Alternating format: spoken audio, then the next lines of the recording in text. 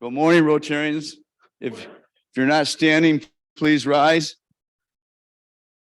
Mimi, are you standing? Oh, you are standing. Okay. Good morning, ladies and gentlemen and students and those people from the Hudson High School. Welcome to Rotary Day. I thought our California boy would be back today, Mr. Ron Strobel, but maybe he officially moved out to California. So we wish him well. All right. For the prayer today is Patrick, our former president of the club.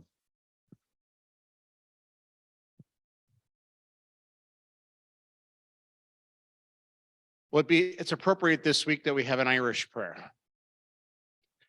May God give you for every storm a rainbow, for every tear a smile, for every care a promise, and a blessing in each trial. For every problem life sends, a faithful friend to share. For every sigh, a sweet song, and an answer for each prayer. Amen.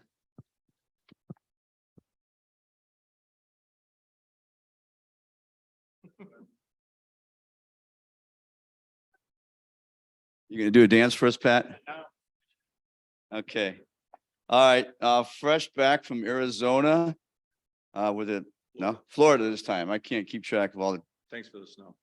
You're welcome. Jim is going to lead us in the, wait for Tom, the Pledge of Allegiance and the four-way test.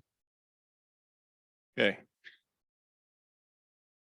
I pledge allegiance to the flag, to the United States of America, and to the republic for which it stands, one nation, under God, indivisible, with liberty and justice for all. Four-way test, which is today's Hudson's speech contest. The Western Reserve had theirs last week, and so we'll see in about 2.5 weeks.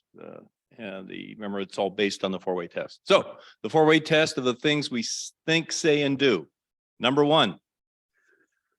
Number 2. Number 3. And number 4. Thank you. Thank you, Jim, and welcome back to our sunny, snowy weather. All right, Father, president of our great and powerful club, would you like to announce our guest today since Chris Parker's not here?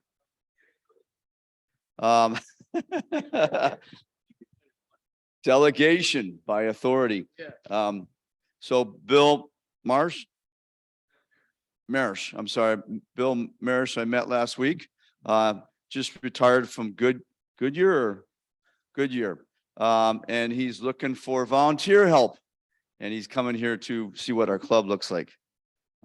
So you heard nothing but good things about our club last week, I told him. Good. All right. And then we have the great and powerful people from the Hudson High School. And anybody else today? How about the fellow way in the back? He's a resident. How about Marilyn Moore? She's raising her hand.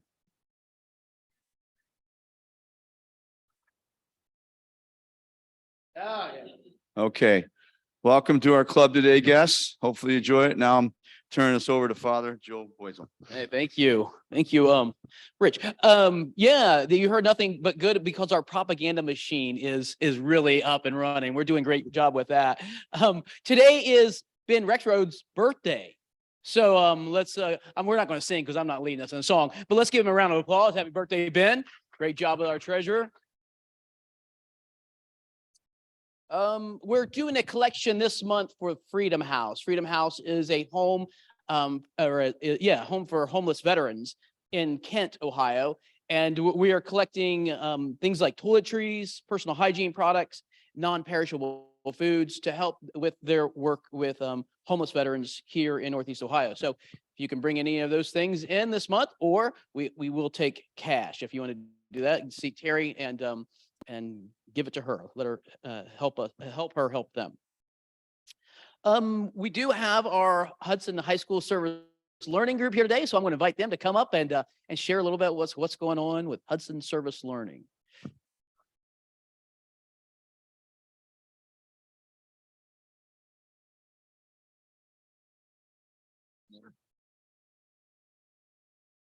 Right. Good morning, Rotarians. Absolutely lovely to see you.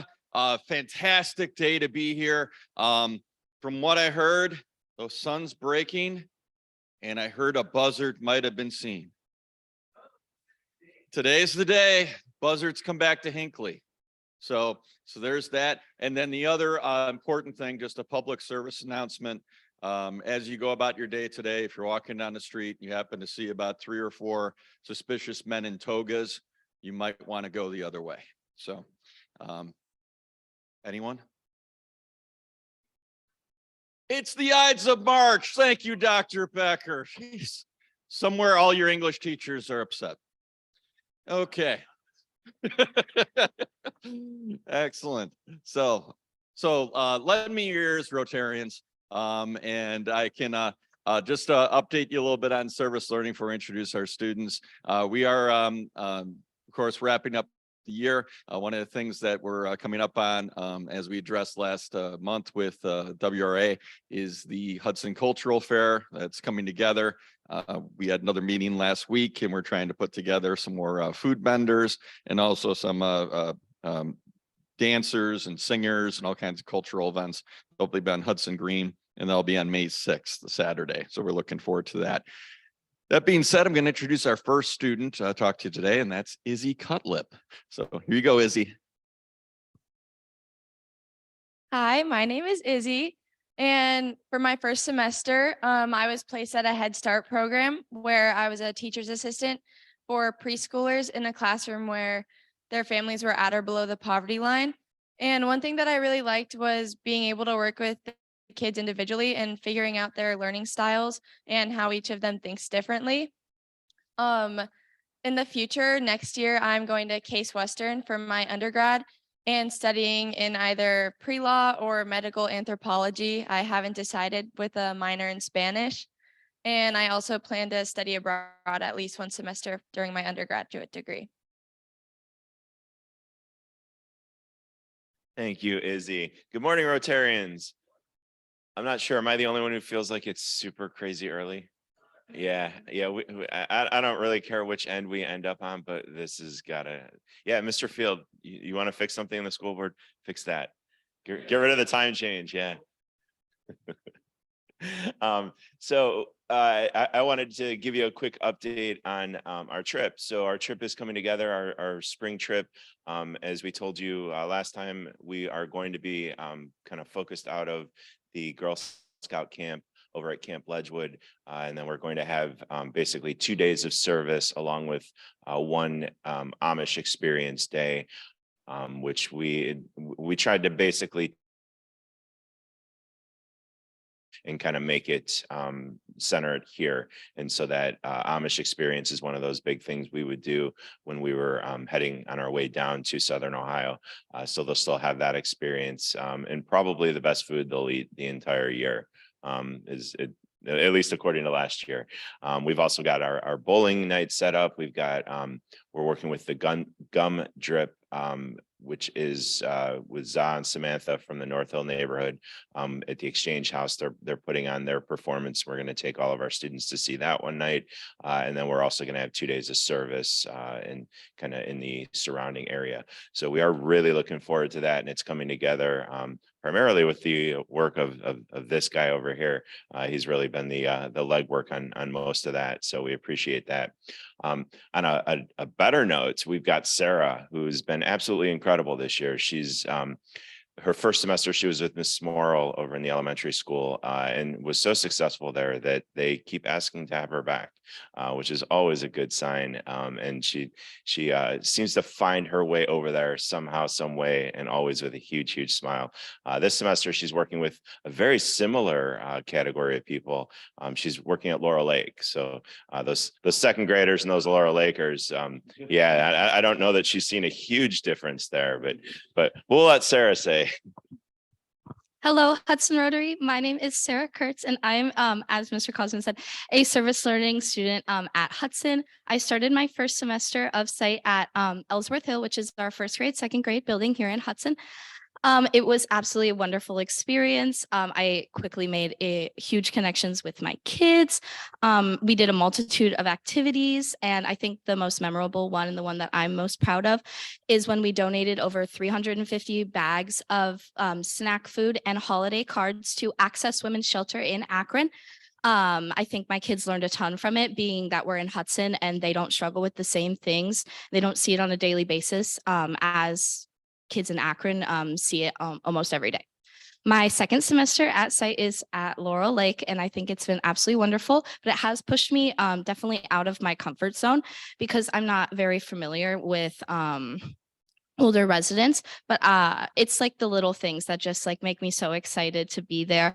Like the other day, I saw one of my residents who I've never seen walk before, who's been recovering with a hip surgery, walk for the first time in a very long time. And so it's really very comforting to see how like even the older generation can grow and they can just become so loving towards you, even though that they don't necessarily know me.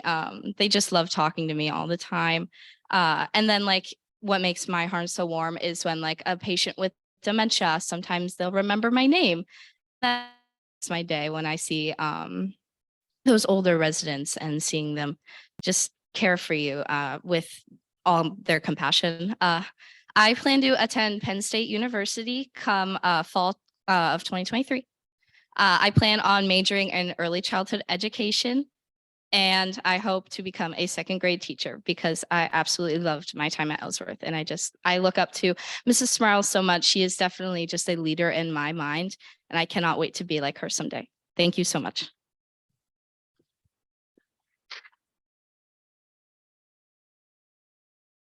So as always, they'll be around afterwards if you want to come and introduce yourself and ask them any questions. But they are two of our highlights this year, definite highlights for us.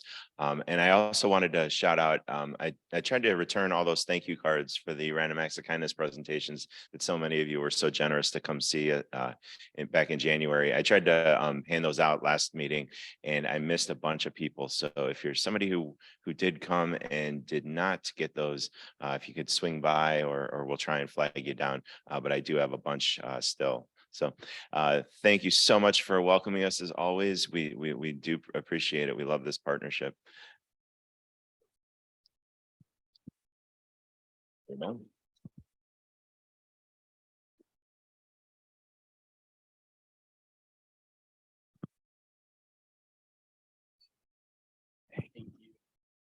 Ides of March. Was anybody else like me thinking Animal House? Toga? No, just I was the only one.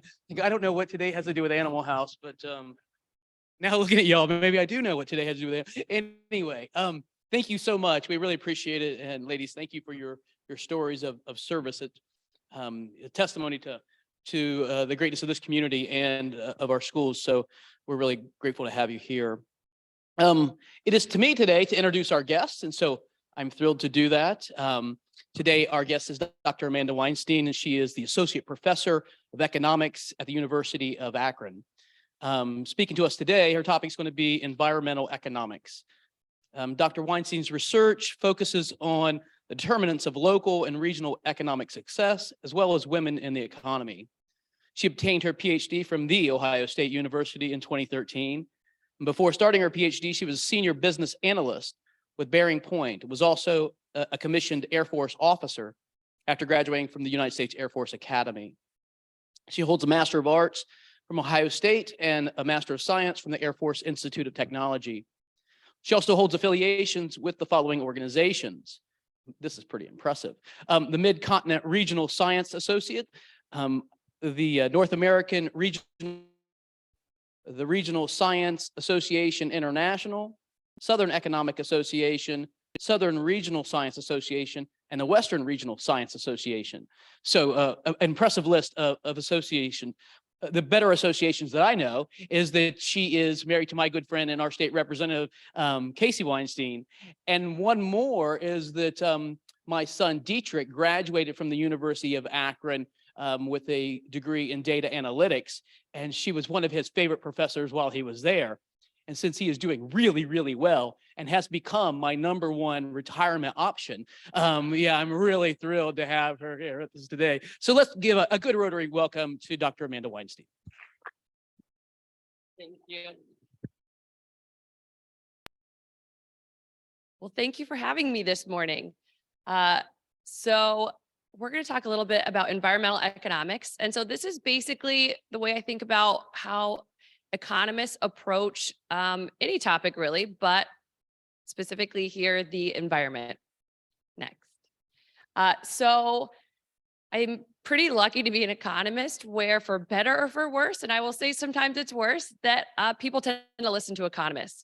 So I love this graphic I show my students that, climate change threatens our existence and we get kind of a snooze, but climate change threatens our economy. And now I can get people's ears to perk up. Oh, what's going on?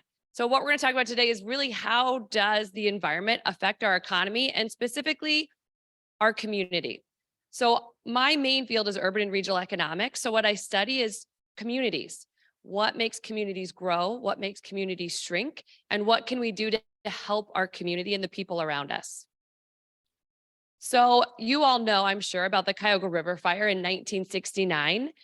So it wasn't our only fire, as you may know. And the picture we have of it at the bottom is actually not the picture of it. It's a picture of one of the fires that happened.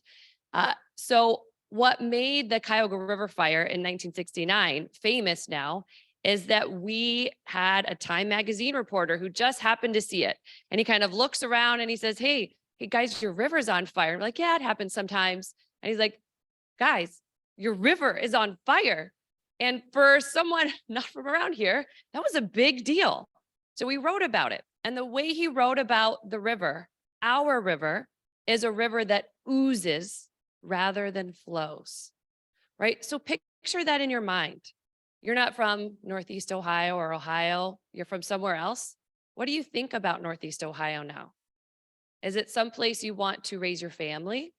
Is it someplace you want to start a new business? So at the time, Louis Stokes said something that I'm not sure is, one of his most quoted things, but to me, it was, and he said, basically, this doesn't make us look good, right? So not even when we're thinking about even the environmental, the fact that our river is on fire and what that means for the fish and otters and everything else in that river and the health of that river and the health of our ecosystem. He just said, this makes us look bad. And the makes us look bad is basically, he was saying, this is going to stick with us. And he was right. Next. So we've come a long way since that river fire, right? So many people credit that fire with spurring the environmental movement, with spurring the Clean Water Act and the Clean Air Act. We now have the Cuyahoga Valley National Park. We have the towpath. We now have river otters, right? Why am I pointing out river otters? So river otters are a big key that our river is more healthy. When we see otters there, it means there's fish there. It means that that river is healthy. And it means we see people enjoying our river and getting to kayak on our river. Our river today is very different than it once was. There's a but coming. But Cleveland still gets knocked for that river fire today, decades and decades and decades later. So I kind of pay attention when we have national things go on in the region. So specifically the NBA championships, when we had the Republican National Convention, when we had the World Series, just to see how people not from around here talk about us. And they still were mentioning the river fire decades and decades and decades later. That's not good for us. That image of us affects our communities, affects our state, affects our region, affects us right here in Hudson. That image that people have of us. So this is I know who actually said this, but I don't like to quote it because I think what he is saying here is not an uncommon belief of someone who is actually from this region. So this is a quote from a book, and the person who said this is a photographer in Northeast Ohio. And what he said about Northeast Ohio, from Akron actually, is that Northeast Ohio doesn't have the luxury of a geographical crown jewel. No ocean or mountain range, no grand desert or majestic vistas really to speak of. We don't have anything geographically. Nothing. He couldn't think of one thing. Nothing. We have one of the few Great Lakes in the world, the entire world, and it couldn't come to mind for someone born here, someone raised here, couldn't come to mind to think of it. So that's an issue for people not around here, but it's also an issue for people here, right? And even if our young people that we have here today, right? Our young people, part of the game of our future is our young people, not just for what they're going to do, and they're already doing amazing things, but where they're going to be. Will they stay here? Will we have a job for them here? Will they want to stay here? When this is what people who are from here say about Northeast Ohio, that's not good for us. So if you look when that river fire was, 1969, right, in Cleveland. So a lot of things happened around 1969, 1970. I know some people in this room can remember it. I can't quite remember it. I was not around yet. However, it was the peak of a lot of things. One thing it was the peak of was our manufacturing employment. So what we see is that has really hurt places that did manufacturing like Cleveland, like Akron, like Cincinnati, a lot of places in the Midwest. But what Cleveland had that Cincinnati didn't is that 1969 river fire. And you can see the dramatic difference even between Cleveland and Cincinnati when we're looking at population growth. So what this is looking at is from 1950, I've baselined it at 100. So basically give them a fair starting point. So technically in 1950, Cleveland was larger than Cincinnati. Cincinnati is now larger than Cleveland. Since that fire, they have been on a different growth path. People continue to see us that way, but not Cincinnati, where they didn't have the river fire. Very different growth path when we compare Cleveland to Cincinnati. Next. So now I've said we've come a long way, and we have come a long way. Our rivers are very different, right? We can look at the river otters, the bald eagles. We have a lot of success stories, but we still have more to go. So a lot of what those EPA programs did is they addressed what's called point source pollution. Basically, it's a factory dumping directly in a river or directly in a lake. So what's harder to do is non-point source pollution. So non-point source pollution is, it tends to be runoff, and that runoff can be from urban areas, suburban areas, agriculture. It's just this collective runoff from a lot of different areas. And what that runoff does, especially in certain parts of the lake, is you get algae blooms, if you've heard about the algae blooms. So on the left was actually a reporter from the Cleveland Plain Dealer after the river fire happened, putting his hand in the river and pulling it out, right? And that was the color of his hand. And that was what it always looked like, right? That's not a place we want to live by. That's not a place where you want to go have a drink and, enjoy a restaurant and look at the view of the river. It's just not. So that's not what our river looks like now, but when we have an algae bloom on the right, that's what our lake looks like, right? So I also don't like to point out the photographer who said this, because can you blame him, right? When that's what our lake looks like sometimes, and they say, hey, don't go in there, it's dangerous for you, right? So I was actually born in San Diego. I can't imagine anyone in San Diego tolerating that with their waterfront. They wouldn't hear of it. They know their economy relies on that waterfront. And this is part of a legacy that has changed all across our nation, where our rivers and our lakes used to be our highways, right? When we had our canal system, it was our highway, right? So telling someone, would you want to live on the river? They'd be like, no. That's like asking someone if they want to live on a highway. Of course they wouldn't. That's not what it is anymore. Now our rivers and our lakes and our waterfronts, now they're the nice places people want to live. And they have to be the nice places people want to live in order for that place to do well when it comes to their economy. Next. So when we look at the research, when we look at non-point source pollution or water pollution in general, we can look at how does that affect home values. And generally we find the more polluted your water is, the lower your home values, right? So for homeowners, this is not great, but okay, so we lose a few bucks on our home. So for me as an economist, one thing that I do with markets is it lets me tell things about people. We might all talk about the things that we want or don't want, but do we put our money where our mouth is? So what those home values tell me is they tell me the preferences of people. I know people don't like water pollution because they won't go buy a house next to a lake that's polluted. Those home values tell me their preferences. I can sit and wait for people to make decisions to buy a house or not buy a house, to pay more for a house, to pay less for a house. And it tells me what that person prefers. It tells me what households prefer. So this tells me that households, they don't want to live near polluted water. They want to live near clean water because that's what they want. Next. Same thing with air quality.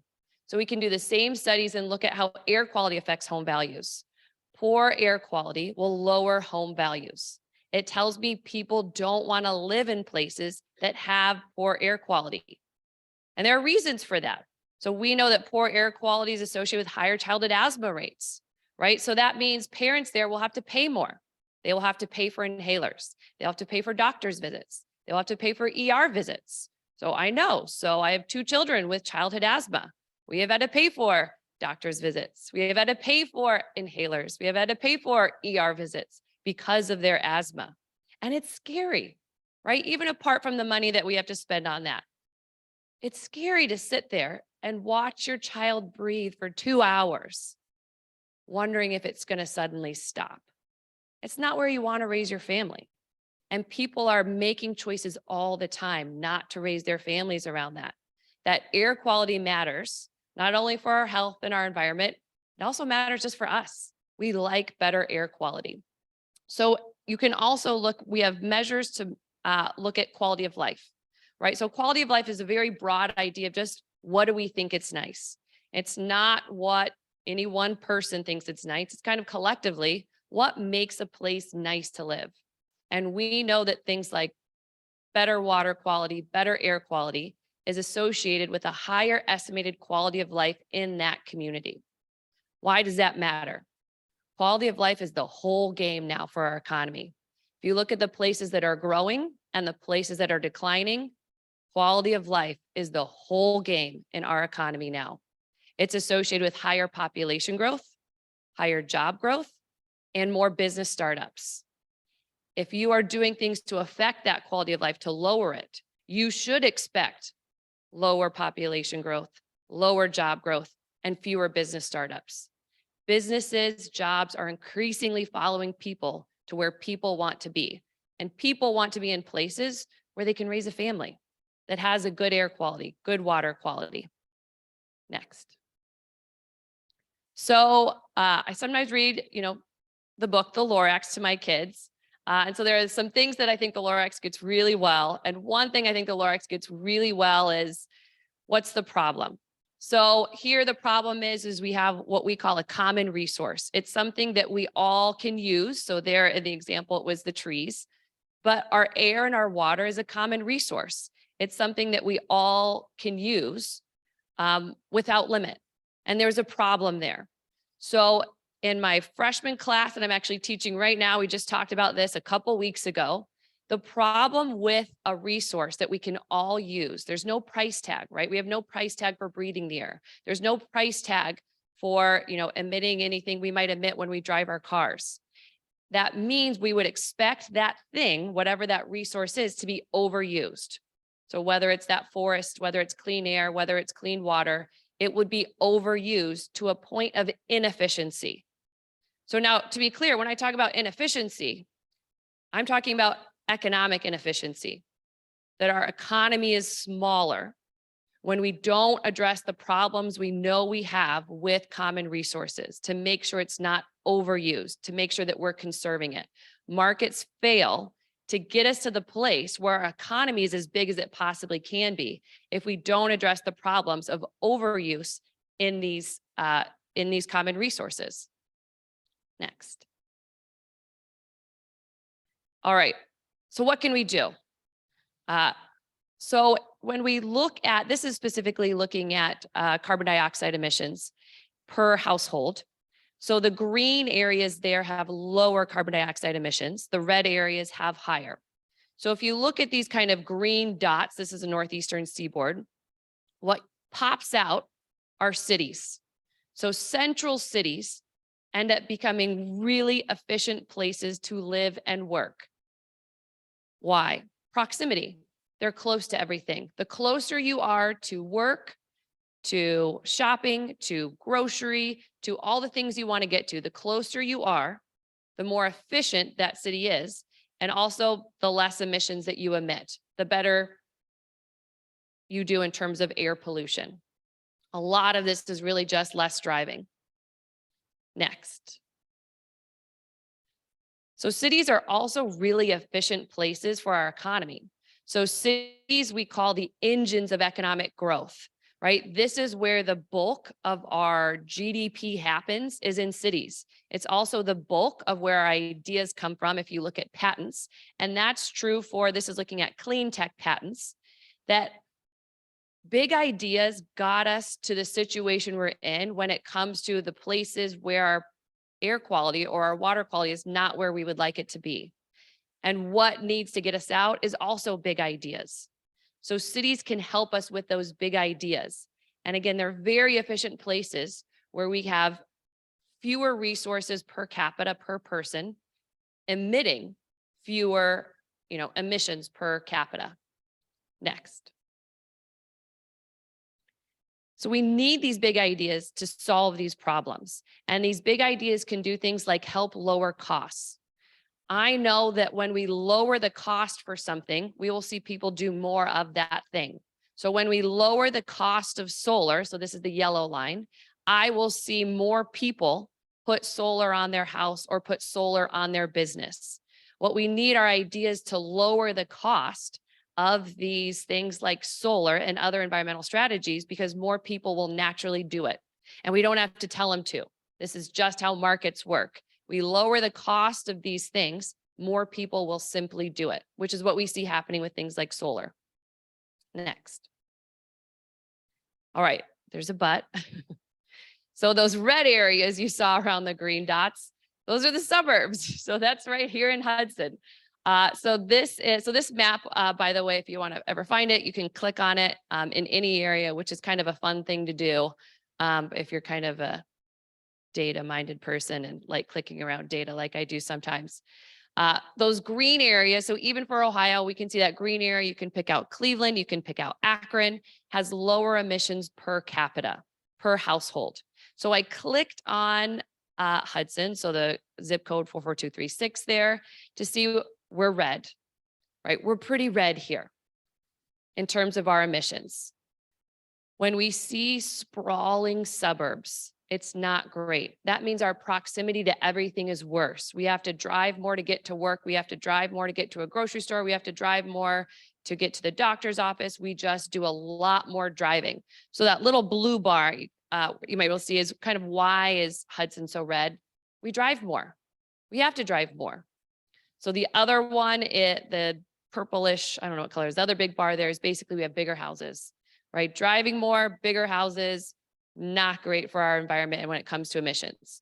Now, there's some trends that we can do to deal with this. So my job as an economist, I don't view, and I don't think, is to tell people where they should live. There are reasons people live in Hudson. I think all of us, we could go through what all of those reasons to live in Hudson are, right? But some of the trade-offs are, it also means higher emissions. So what can we do? Some things that we've already done. So the more residents that work remotely means you don't have to drive as much, or work a hybrid. If you only have to drive to Cleveland or Akron a couple days a week, then that takes that blue bar down. And now that makes for your household, it go a little away from the red towards the green, the less that you're driving. Remote work really helps with that. And you actually saw satellite images during coronavirus of pollution clearing in places because of how much we were not driving. So another thing that can help is walkability. The more that we increase walkability in our town, the better it is for the environment. The more that I have the ability to walk to a grocery store, to walk to a coffee shop, or for my kids to walk to a playground, the better it is for our environment. And also the better it is for us. Like, we don't like traffic, right? As much as we drive, right? We still don't like traffic. Nobody says, you know what I really want to do today? Sit in traffic for a half hour. Nobody says that. So the more efficient our city is, giving us better walkability, which people want anyway, that means I would be less likely to drive my kids to Hudson Springs and potentially walk downtown to a park. We don't have a park downtown. I can't walk downtown to a park. There's no park to walk to, which means I will drive to a park, which means that when you get on the road, that's one more car you have to deal with. And we don't like dealing with cars on the road. So a lot of what we can do to make this red less red is really about good city design and making sure people have what they need in that community in close proximity, so that if they want to, especially when the weather's nice, maybe not right now, right? They can walk to those things that they really like. Next. All right, so what are some other things that we can do? So when we talk about externalities, when I talk about those costs, for example, that I have to pay for my, kid's inhaler that I might not have had to pay otherwise if I lived in a place with better air quality, that's a real cost on our economy. Those are dollars I'm not spending other places, right? So how do we deal with that? So there could be a role for government here to create policies that deal with that externality so that our economy is bigger. And this could be an impact fee. So in Hudson, when you develop, part of what you have to do is donate to the Parks Board, right? That impact fee can help making sure the amount of development and potentially sprawl that we get is optimal or more efficient. So that could also look like land preservation. That could look like conservation easements. It could also look like zoning, making sure that our zoning is appropriate.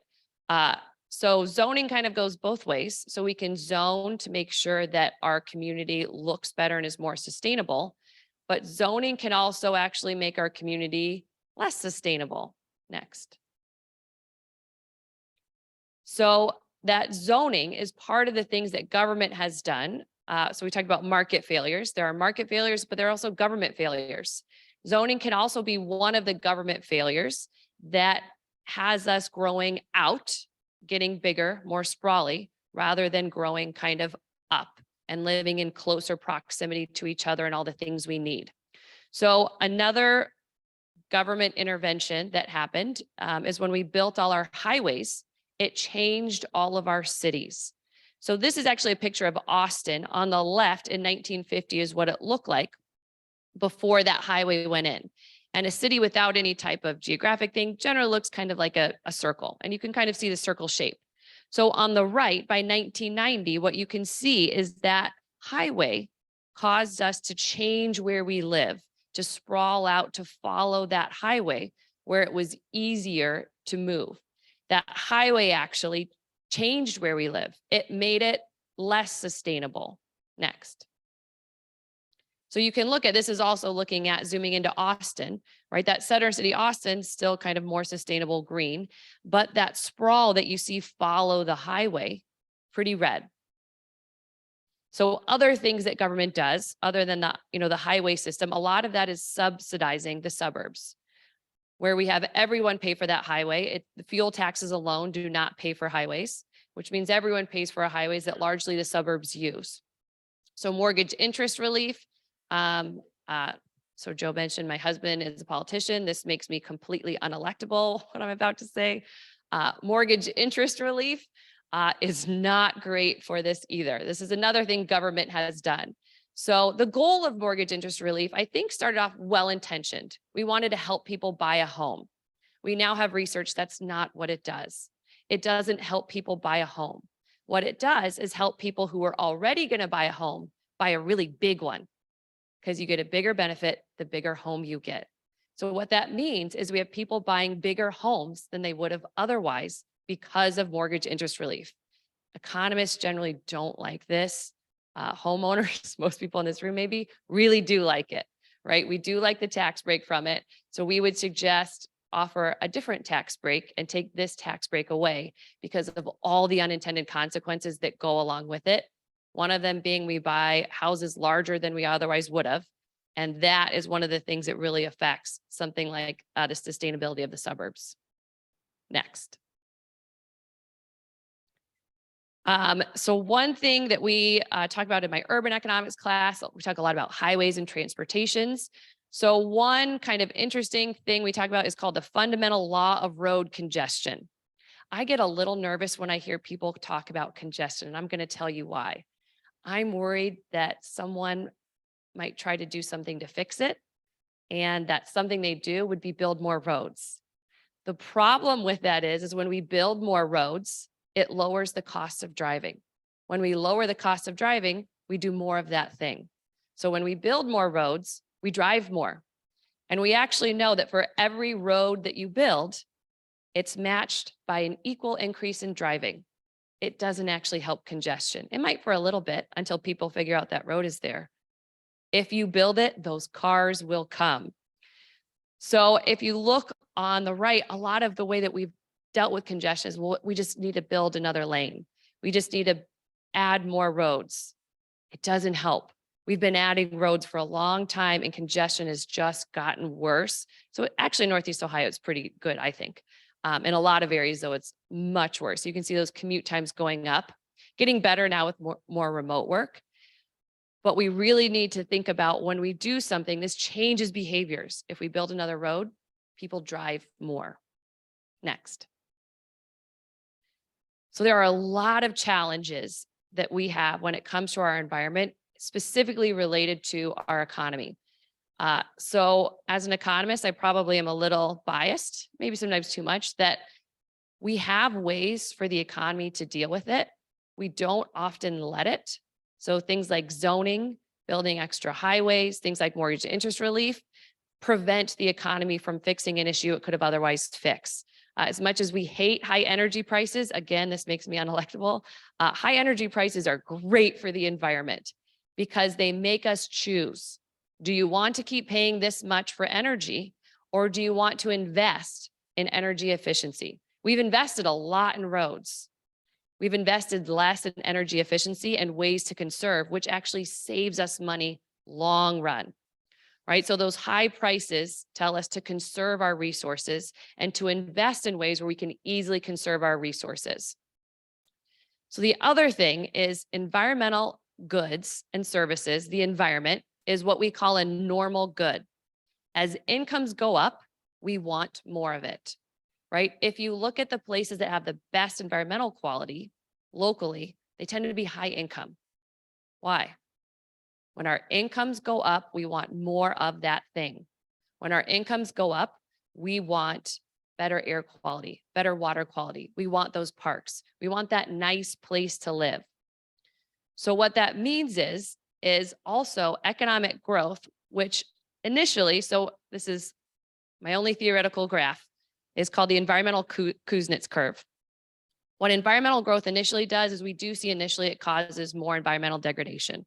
Right. So here we could think about the Industrial Revolution in Ohio, and we get the river that catches on fire. Now, once you get people to a certain level, right? Once people have food for their families, once people have housing and a job, right? Once we're doing kind of okay, once we get incomes to a certain level, now it happens naturally. That's the right side of the curve. Now, our better incomes, our higher incomes mean we want more of these environmental goods.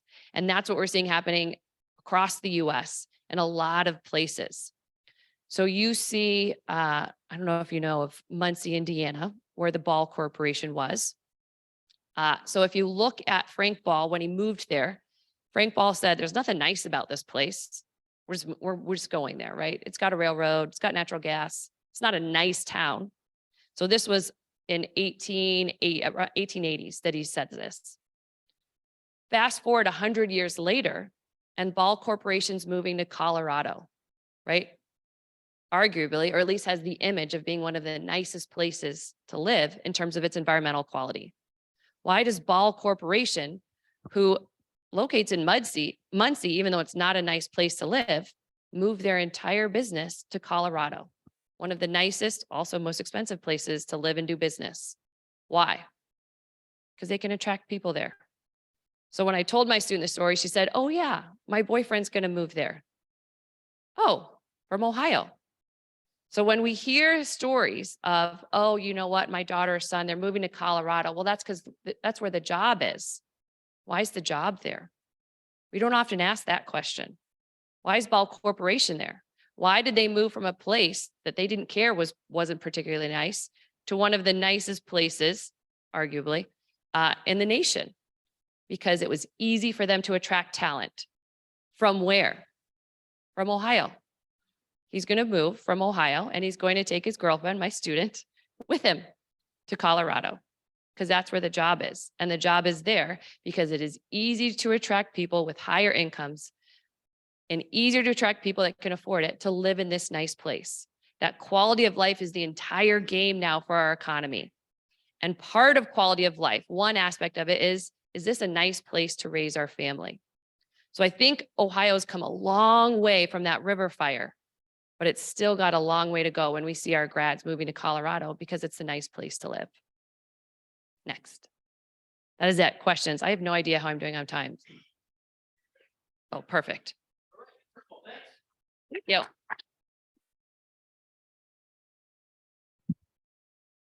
I'll get us started with a question. Awesome. Yeah. So the last slide you had with the environmental degradation and sort of the slope that happens. It seems like environmentalism and a concern for the environment becomes somewhat of a luxury for the rich. So the richer you get, the Yep. more you have this luxury of being concerned with it. Now, when we think about on a local scale, whatever, you know, Hudson, Ohio, Colorado. But what about on a global scale?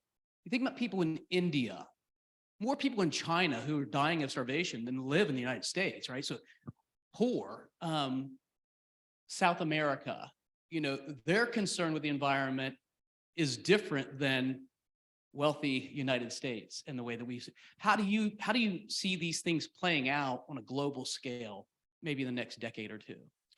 Yeah, I think that's an important thing to remember is that, so sometimes we will talk about deforestation in the rainforest, and I understand the concerns with deforestation in the rainforest. The issue there is you have people in that area who, as you mentioned, can barely support their family. And at one point, Ohio was over 90% forest. It got down to 10%, right? We did the same thing here. So I have a hard time, right, for us, and this is part of where we are is because we did take away the forest and it turned into cornfields, and that helped us get to where we are in Ohio.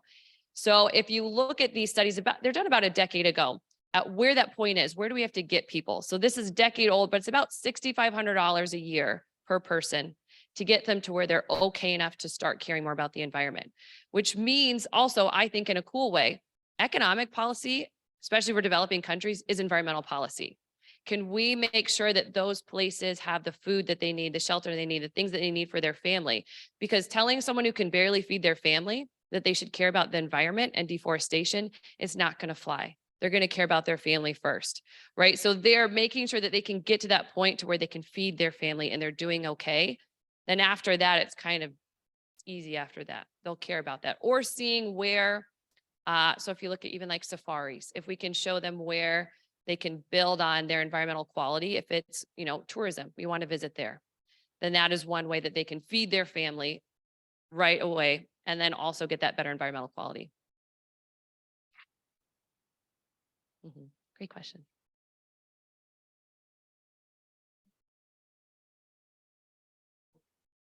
I think James is going to ask if we're getting a cat. Maybe we'll start with a very good dissertation before she asks her question. Because she's very knowledgeable about environmental issues, more than I am. But sort of following up on that issue, though, you talked about lowering the cost of more environmentally friendly solutions. Mm. But the other issue is that for everybody, individuals, companies, it's cheaper to dump or to not control pollution than to control it. So if I'm a factory, it'll be very expensive to try and limit the amount of waste I have or try and reprocess it rather than simply let it go into a river or into the ground. So I guess the question is, how do you but that is a cost, obviously, to everyone who lives around it. And in fact, those of lesser economic means, usually that's where you put those factories. So that way they're not opposing, they don't have the economic clout or the political clout to oppose it. And then they suffer the effects of cancer or respiratory issues and so on and so forth. So long-winded, how do you incorporate those costs into the cost of doing business so that companies and individuals seek better solutions? Yeah, that's a great question. So the economic issue there is, as a company, you should pay for the cost of what you're producing. When this happens, we get efficient outcomes. Essentially, we don't need anyone to step in. We get to the place where we're as good as we can possibly be. But the issue with a lot of pollution is you're not necessarily paying for the cost. So we could think about, the steel industry. They're paying for the materials, they're paying for the labor, they're paying for the factory. They're not paying for that air pollution, right? And that's where the issue is. So we can even think about the train derailment that happened, right? So businesses make decisions that are best for their business, right? Not because they're jerks, but because they have to feed their family too, right? And so what's best for their business would be to dump in the river, which is why we saw a lot of dumping in the river previously, or to, for example, not have, the safety standards maybe you should have if you don't have to pay the costs. So what this also means is we need a really good legal system to where companies know that they will have to pay the full cost of their actions. So if their train derails, if they know they're going to have to pay the full cost, and by full cost, I mean someone gets cancer 20 years later, they're footing the bill for that. And they're footing the bill right now, right? So have a pot of money now. Companies will make safer decisions, more environmentally friendly decisions, if they're the ones that have to pay for the cost. And so the issue is how do we do that, right? So this could be through regulations, this could be through our legal system, but making sure that the person who is putting the cost on someone is paying that cost, not the person. So if we make sure to align the costs with that activity, then we get to that efficient outcome.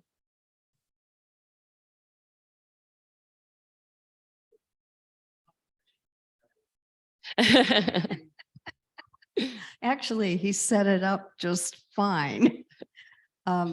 He's talking about internalizing the externalities. That's right. Yep. And if the price includes the costs and consequences that are external to the transaction, it works. Sustainability long-term kind of requires it. Mhm. So my question has to do with environmental justice and how that's meted out on the people who are still basically operating at the margin. They're trying to feed their families. They're working 3 jobs. They're in the path of the environmental consequences. And our culture kind of doesn't do very well at that. And globally, there are huge environmental justice issues. So how can we use the knowledge gained through doing the math to address the environmental justice, the distributive consequences of us being able to live in Hudson? Yeah. So environmentally, across the world, there's environmental justice issues, but there's also environmental justice issues right here in Northeast Ohio. Look at where we put certain facilities, right? If we were going to locate a nuclear plant in Hudson, anyone think that's going to fly? Is city council going to pass that? I don't think so, right? And we don't want them because we don't want to live near it. So if we look at the places where we have let things go, you can even look at highways, right? So we need highways. I'm not saying we don't need highways. Do we need as many highways as we have? I would argue no. If you look at the number of highways coming, cutting through Cleveland and cutting through Akron, right? There's a reason they put highways in a certain place.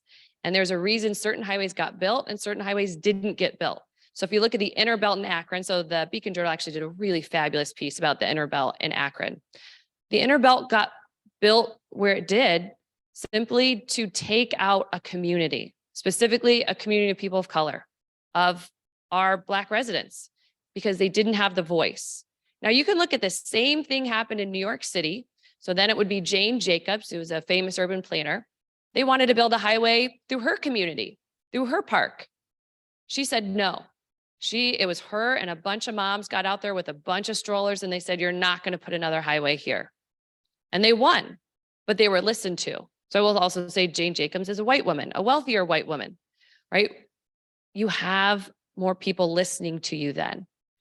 They used their power to make sure that that highway didn't get built. So it was through Washington Square Park, which is now a very wealthy neighborhood in New York.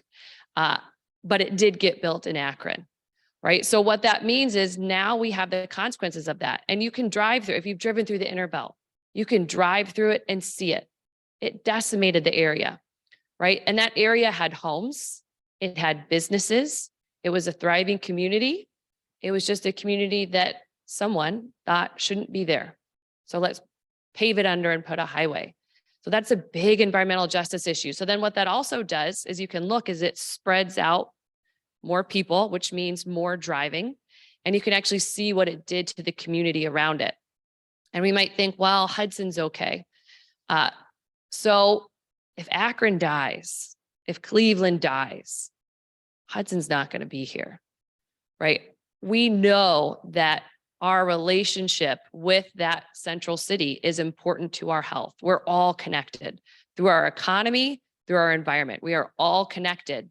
And when we make issues that affect environmental justice, like the inner belt in Akron, or like where we put certain facilities, certain brownfields and whatnot, this affects all of us.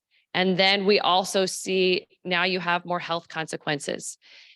So also when we think about how we do better, we have to listen. The inner belt got built because we didn't listen or didn't care. I don't know. I wasn't alive then, right?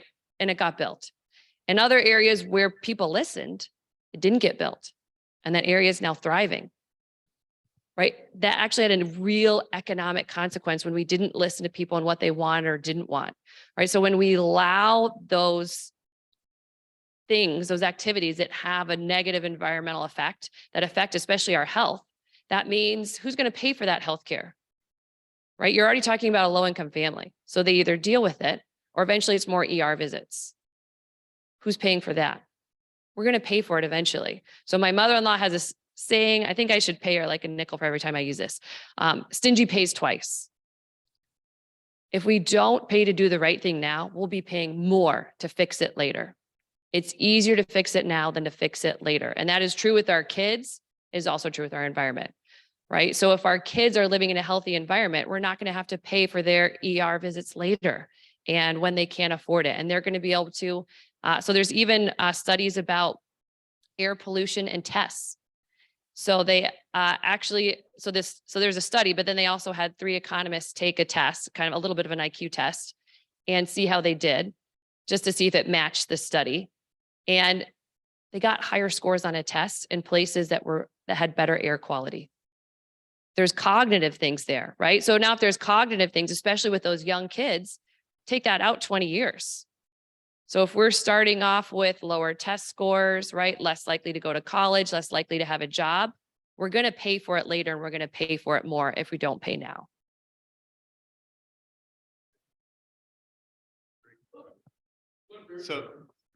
So interestingly, this was before I moved here, but apparently there was a highway proposed to go through Hudson. Or actually, I did not know that. I think it was 91. Someone who's lived here for a long time probably knows better than I, but to make it like a limited access highway. Yeah. And I think it was the Hudson Heritage Association led the effort to fight that and prevent them from doing that. So you do have an example where one community was able to stop it and Akron obviously was not. Yeah. Oh, I did not know that. That's a great example. I'm going to take that with me. Let's thank Dr. Weinstein again. Thank you. Great questions. Thank you.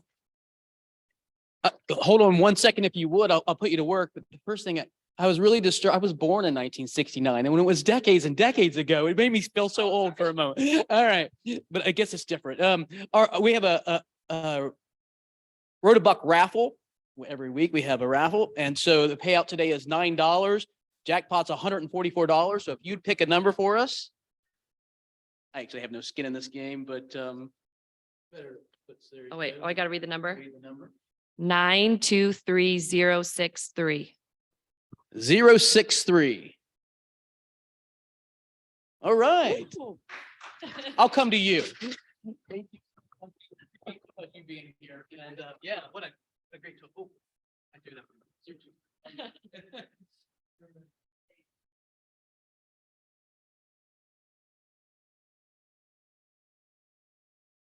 Coming your way now. We deliver around here. First of all, you're in a streak, yeah. Put the black one in there.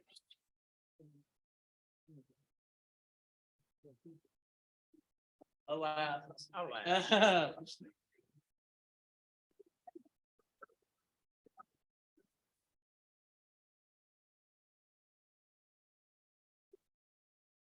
Well, again, our thanks to Dr. Weinstein for a great talk and so much great information. A lot to think about. Have a great day. Be great. Make a difference in somebody's life.